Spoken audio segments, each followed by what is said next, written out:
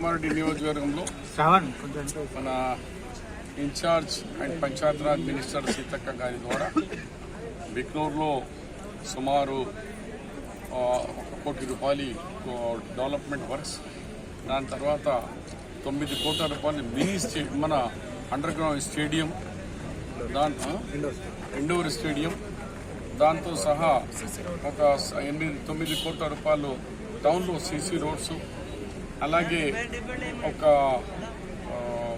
Old age home 1.5 crore old age home, అలాగే ఇక్కడ మార్కెటింగ్లో ఒక 50-60 లక్షల రూపాయలది చేస్తూ మరి ఇంత మంచి కార్యక్రమానికి వచ్చినప్పుడు మరి సీతక్క గారు ఏమన్నారంటే మన ప్రాంతానికి ఒక ట్రైబల్ బిడ్డ ఎవరెస్ట్కి పోయేచింది, మరి వాళ్ళ ఇంటికి పోయేద్దాం అన్నాడు అని మేము షెడ్యూల్ లేకుండా ఆ కార్యక్రమానికి మేము పోతుంటే మన పేరు శ్రీనివాస్ వైశాస్, అతడు టీఆర్ఎస్కు ఉండే ముఖ్యమైన ప్రెసిడెంట్ ఏమేమి ఉన్నాడు. సడన్గా వచ్చినాడు. లక్కీలీ ఆ డ్రైవర్ బ్రేక్ కొట్టిండని మంచిగా అయింది. బ్రేక్ కట్టకుంటే కాంగ్రెస్ వాళ్ళు కొట్టుకొని పోయిండు అని అంటుంది. కొట్టి వచ్చి హీరోయిజం చేస్తున్నాడు. అది మాతో 5 లేరు. స్పాట్ కూడా చూడండి, తాగి వచ్చారు వైన్ షాప్. చురుగా వైన్స్ అని ముందే ఉన్నదట, దాని ముందే తాగి వచ్చి సడన్ గా ఉరికి వచ్చారు. తాగి ఉన్నాడు ఇంపాడైంది, కానీ మేము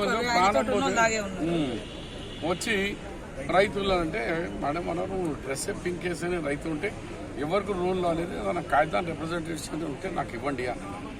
అంత లోపలనే 2 సంవత్సరాల నుంచి మీరు మాకు డబ్బులు రైతులకు వేయలేదంటే మా 2 సంవత్సరాలు ఇంకా డిసెంబర్కి వస్తే కంప్లీట్ అవుతుంది. ఇంకా 2 సంవత్సరాలు పూర్తి కాలేదు.